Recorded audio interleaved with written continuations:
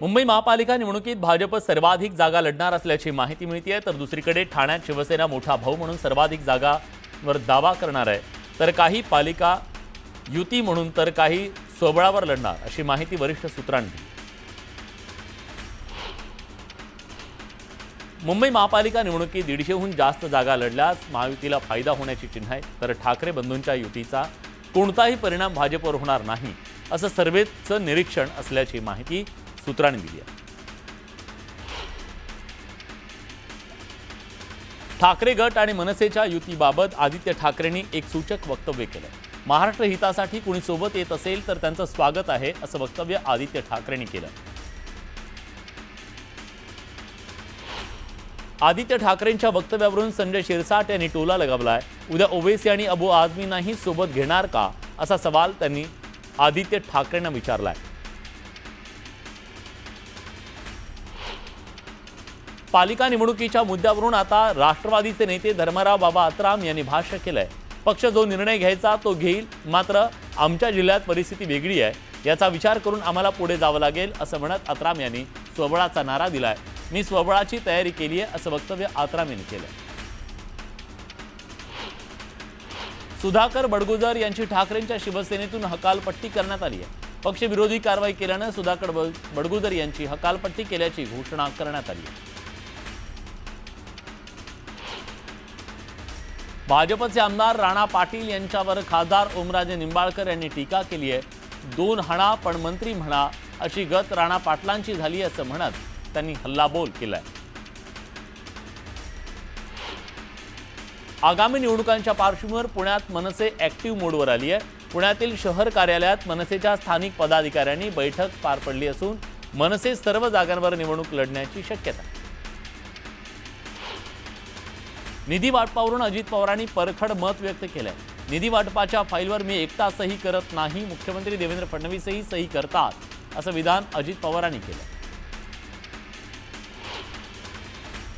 काही दिवसांपूर्वी विपश्यनेसाठी गेलेल्या माजी मंत्री धनंजय मुंडेंनी धार्मिक विधींसाठी नाशिकच्या रामकुंडावर हजेरी लावली.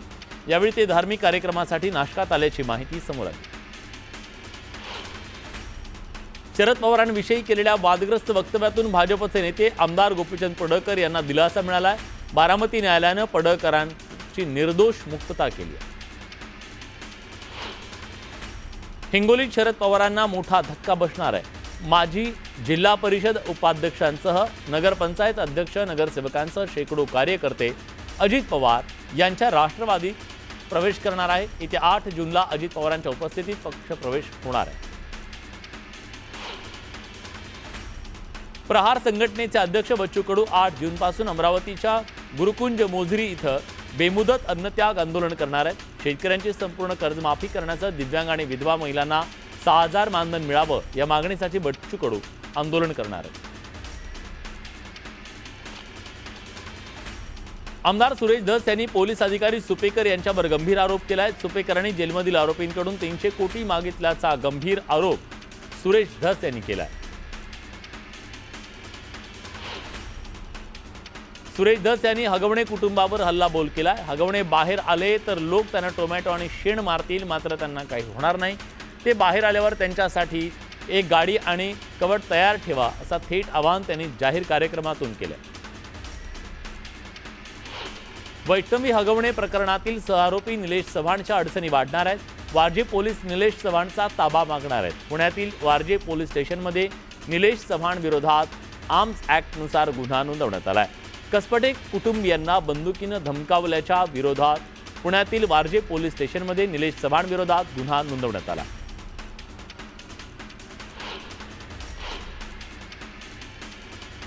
हेरगिरीच्या संशयावरून कारागृहात असलेल्या सुनीताच्या अटकेसाठी कारगिल पोलीस नागपुरात दाखल झाले.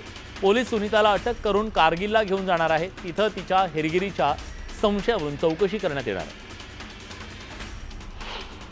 बजाजनगरमधील उद्योजक संतोष लड्डा यांच्या घरून चोरी केलेल्या सोन्याच्या दागिन्यांच्या पावत्या तब्बल 19 दिवसानंतर पोलिसांनी सादर केल्या. चोरी झालेलं सोनं आरोपी खोतकरनं नांदेड आणि अंबाजोगाई इथून विकलंय. या प्रकरणी पोलिसांचं पथक सोन्याच्या शोधासाठी रवाना झालं. बुलढाणा जिल्ह्यातल्या नांदुरा ते जळगाव मार्गावरील रेल्वे फाटकावरील वाहतूक सुरळीत करण्यासाठी आणि नागरिकांच्या सुरक्षेच्या दृष्टीनं आवश्यक असलेला उड्डाणपूल भुयारी मार्ग प्रकल्प अखेर मार्गी लागलाय। पुलाची निविदा प्रकाशित करण्यात आली आहे। पुण्यात एका नाटकाच्या प्रयोगादरम्यान अचानक एका प्रेक्षकाच्या कपड्यांमध्ये उंदीर शिरल्याचा किळसवाणा प्रकार यशवंत नाट्यगृहात घडला। दरम्यान या उंदरानं त्या व्यक्तीला नख मारल्यानं इंजेक्शन देत आलं। इंजिनिअरिंगचा गणिताचा पेपर परीक्षा आधीच फोडण्यात आला। महाविद्यालयातील एका प्रोफेसरनं विद्यार्थ्याकडून लाखो रुपये उकळण्याचा धक्कादायक प्रकार समोर आला। यानंतर पोलिसांनी या प्रोफेसरचं चौघांना बेड्या ठोकल्या। सोलापुरातील घंटागाडी कामगारांनी शोले स्टाईल आंदोलन केलं। पाण्याच्या टाकीवर चढत 15 ते 20 कामगारांनी आंदोलन केलं। वरिष्ठ अधिकाऱ्यांच्या त्रासासह पगार कमी देण्याचा जाब विचारल्यानंतर कामावरून काढायची धमकी दिल्याचा आरोप कामगारांनी केला। जितकं माप दिलेलं आहे आणि त्यांच्यासाठी पक्षाने जे जे शक्य होईल ते केलेलं आहे। मागच्या वर्षी जर आपल्या सगळ्यांना आठवत असेल तर सुधाकर बडगुजरांचा एक व्हिडिओ सलीम कुत्ताच्या पार्टीतला व्हायरल झाला होता। त्याही वेळेला पार्टीने त्यांची भूमिका समजून घेत त्यांच्या कठीण काळामध्ये त्यांना जेवढं शक्य आहे तेवढा मॉरल इमोशनल सपोर्ट करायचा प्रयत्न केला होता। परंतु आत्ता काहीतरी 2-3 दिवसांपूर्वी त्यांचं देवेंद्रजींच्या सोबतची एक मीटिंग झाली। मला असं वाटतं की कदाचित त्यांच्याकडे ती पद्धत असावी, आधी सगळे आरोप करायचे आणि नंतर माणसाला एका दबावात घ्यायचं, ब्लॅकमेल करायचं, प्रेशराईज करायचं आणि मग आपल्या सोबत घ्यायचं।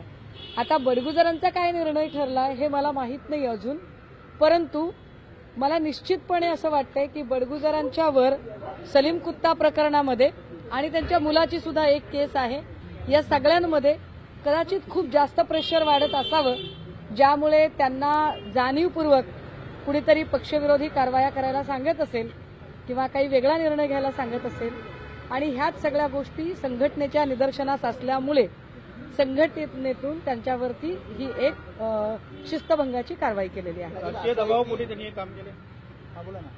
नाही, आता त्या एक एक गोष्टी आपल्या स्पष्ट होतील अजून, म्हणजे त्यांचा स्टँड आपल्याला नेमका कळलेला नाही। मला वाटतं 2-3 दिवसात तो स्टँड कदाचित क्लिअर होईल आणि तो क्लिअर झाल्यावर आपल्याला अजून व्यवस्थितपणे मांडणी करता येईल। पण मला जे माहिती आहे, कारण त्या प्रकरणात मी स्वतः होते, म्हणजे सलीम कुत्ताचं जेव्हा प्रकरण झालं आणि सलीम कुत्ताच्या संबंधाने बडगुजरांवर प्रचंड आरोप झाले होते, त्यावेळेला मीच स्वतः नारायण राणे आणि त्यांच्या पोरांचे अनेक व्हिडिओज आणि फोटोज मी शेअर केले होते आणि माध्यमांना दाखवले होते। तर असू शकतं की हे जे काही अंडरवर्ल्डचे जे काही संबंध आहेत त्याच्याशी संबंधित काही गोष्टी असतील की ज्या बडगुजरांवर प्रेशराईज करण्यासाठी सत्ताधाऱ्यांकडून वापरल्या जातील। प्रकाश महाजन असं म्हटलेलं आहे की सिल्व्हर ओकवरती जायला ठाकरेंना वेळ आहे, दिल्लीत सोनिया गांधींची भेट घ्यायला वेळ आहे, मात्र युतीसाठी, ठाकरे बंधूंच्या युतीसाठी जर आदित्य ठाकरे टीव्हीवर न बोलता थेट कृष्णकुंजवर जाऊन किंवा शिवतेत जाऊन भेट घेतली तर योग्य होईल। हे बघा, आमच्याकडून अनिल परब साहेबांनी स्पष्ट केलं, सन्मान्य संजय राऊत साहेबांनी स्पष्ट केलं, मी याच्यावर बोलले, माझ्या पक्षप्रमुखांनी सांगितलं की मी या सगळ्या गोष्टी बाजूला ठेवायला तयार आहे आणि सगळ्यात महत्वाचं प्रकाश महाजन जीच स्वतः म्हणालेली आहेत की दोघे भाऊ आहेत, दोघांकडे एकमेकांचे मोबाईल नंबर आहेत, त्यांना कुठल्याही तिसऱ्या मध्यस्थाची गरज नाही, जेव्हा कधी वाटेल ते मोबाईल उचलतील आणि एकमेकांशी बोलतील।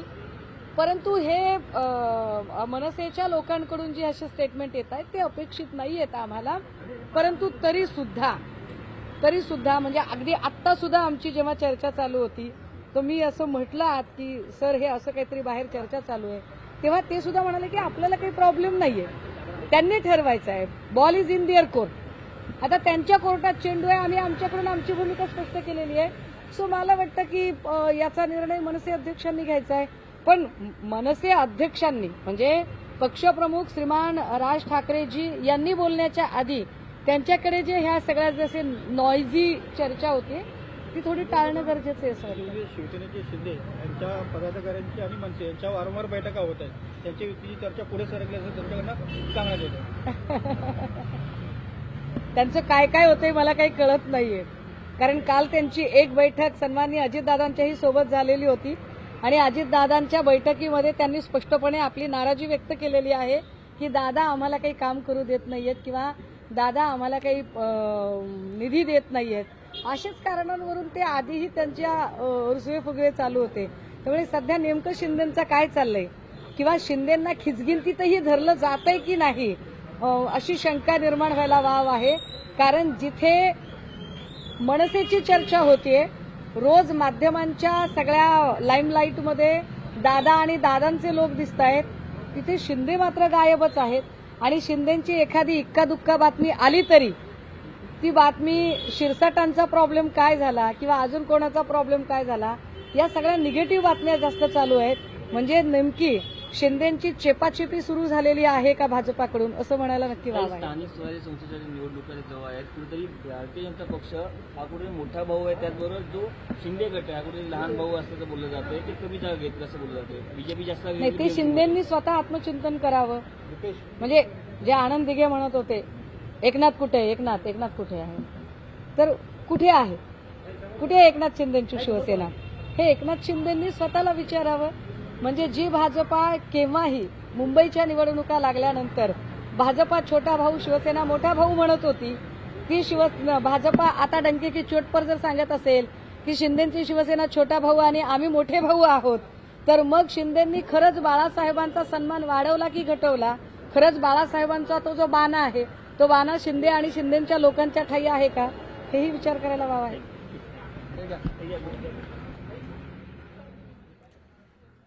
तर शिवसेना उद्धव बाळासाहेब ठाकरे पक्षाच्या नेत्या सुषमा अंधारे यांनी बडगुजर यांच्यावर टीका केली, भाजपवर टीका केलेली आहे. आधी आरोप करायचे आणि नंतर त्याच व्यक्तींना पक्षात घ्यायचं अशी काही त्यांच्याकडे व्यवस्था आहे का, असं म्हणत त्यांनी सवाल उपस्थित केला.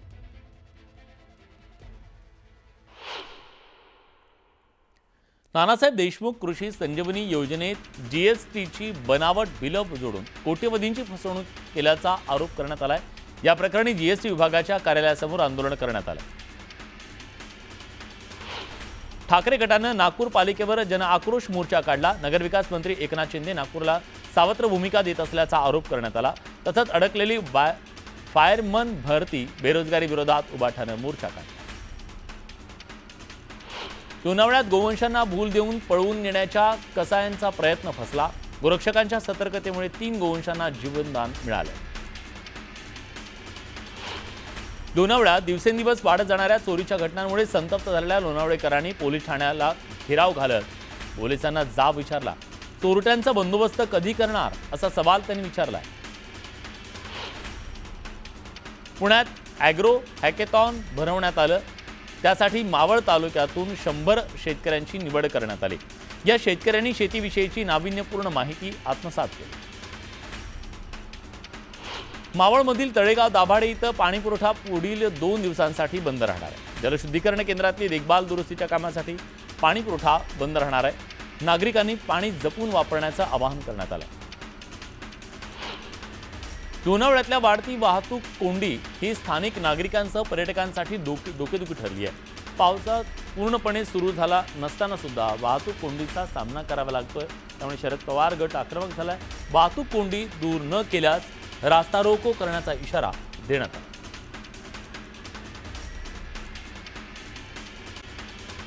वळूया इतर काही महत्त्वाच्या घडामोडींकडे. बातम्यांचा वेगवान आढावा. अकोला शहराला पाणीपुरवठा करणाऱ्या काठेपूर्णा धरणात सध्या 16.88% जलसाठा शिल्लक आहे. असं असताना नागरिकांना दररोज पाण्यासाठी संघर्ष करावा लागतोय.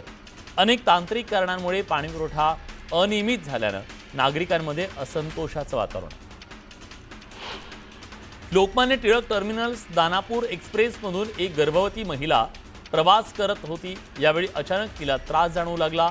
मात्र यावेळी प्रवाशांसह आरपीएफच्या तत्परतेमुळे गाडीतल्या एका डब्यात महिलेची प्रसूती करण्यात आली. या महिलेनं एका गोंडस मुलीला जन्म दिला. भुसावळ रावेर मार्गावरच्या पडळसा या गावाजवळच्या वाहतूक विस्कळीत झाली. जवळपास 1.5 तासापासून या मार्गावरची वाहतूक खोळंबली. जवळपास 4 ते 5 किलोमीटरपर्यंत वाहनांच्या लांबच लांब रांगा लागल्या. ताडोबा अंधारी व्याघ्र प्रकल्पाला जोडणाऱ्या चंद्रपूर ते मोहर्ली मार्गावर पर्यटक वन विभागाच्या आदेशाला न जुमानता हुज्जत घालत वाहनं थांबवत आहेत. अशा पर्यटकांवर कारवाई करत वन विभागानं आतापर्यंत 28 लाखांचा दंड वसूल केला। मात्र वाघाचं दर्शन होत असल्यानं पर्यटकांचा धिंगाणा कायम आहे। कुडाळ तालुक्यातील एका तरुणानं नोकरी न करता शेती करण्याचा निर्णय घेतला आणि त्यानं 35 एकरमध्ये बांबू शेती करत लाखोंचं उत्पन्न मिळवलं। सिंधुदुर्गातील 16 गावं जोखमीग्रस्त जाहीर करण्यात आली आहेत। मागील 3 वर्षात ज्या ठिकाणी लेप्टोचे रुग्ण आढळले अशा ठिकाणी साथरोगाच्या नियंत्रणासाठी आरोग्य विभाग सतर्क झालाय। मनमाड, मालेगावसह नाशिक जिल्ह्यात झालेल्या पावसानं शेतात पाणी साचलं। याचा फटका काढणीला आलेल्या कोबी, फ्लॉवरसह शेकडो एकरवरच्या भाजीपाल्याला बसला। सगळा भाजीपाला सडून खराब झाल्यानं शेतकरी मेटाकुटीला आला। तर पुन्हा एकदा स्वागत। बघूया बातम्यांचा वेगवान आढावा। मराठी शाळेचा टक्का वाढवण्यासाठी अहिल्यानगर जिल्ह्यातल्या गणोरे ग्रामपंचायतीनं अनोखा निर्णय घेतला। गावातील जिल्हा परिषदेच्या शाळेत प्रवेश घेतलेल्या विद्यार्थ्याच्या पालकांना घरपट्टी आणि पाणीपट्टी माफ करण्याचा निर्णय ग्रामसभेत मंजूर करण्यात आला। अजिंठा लेणी बघण्यासाठी आलेल्या पर्यटकांवर आग्या मोहाळाच्या मधमाशांनी हल्ला केला। या हल्ल्यात तब्बल 50 जण जखमी झाले। यावेळी मधमाशांच्या हल्ल्यापासून वाचवण्यासाठी इकडे तिकडे पळताना गोंधळ उडाल्यानं एका पर्यटकाचा खाली पडून हात मोडला। कुडाळमधील शिवापूर गावातल्या विठोबा शिंदे यांच्यावर काही दिवसापूर्वी गवारेड्यानं हल्ला केला। या घटनेत ते गंभीर जखमी झाले। या पार्श्वभूमीवर आमदार निलेश राणेंनी पाठपुरावा केल्यानं वन विभागाकडून त्यांना 5 लाखांची मदत करण्यात आली आहे, तर ग्रामस्थांच्या वतीनं त्यांना 1.5 लाखांची मदत करण्यात आली। आमदार निलेश राणे आणि वन क्षेत्रपाल संदीप कुंभार यांच्या हस्ते मदत देण्यात आली। यावेळी शिवापूर आणि पंचक्रोशीतले ग्रामस्थ उपस्थित होते। अमरावतीच्या मेळघाटातील 11 गावात आजही 20 टँकरनं पाणी पुरवठा सुरू आहे। पिण्याच्या पाण्यासाठी टँकरवर मोठी गर्दी उसळती आहे। घोटभर पाण्यासाठी नागरिकांची तोबा गर्दी सुरू आहे। यावेळी पाणीपुरवठा योजनेचं काम अर्धवट झाल्यानं नागरिकांनी संताप व्यक्त केला। या वर्षीच्या खरीप हंगामाला सुरुवात झाली असून शेतकरी बियाण्यांसाठी जुळवाजुळव करण्यात गुंतलाय। काही प्रमाणात पाऊस झाल्यानं नांगरणीच्या कामाला वेग आला।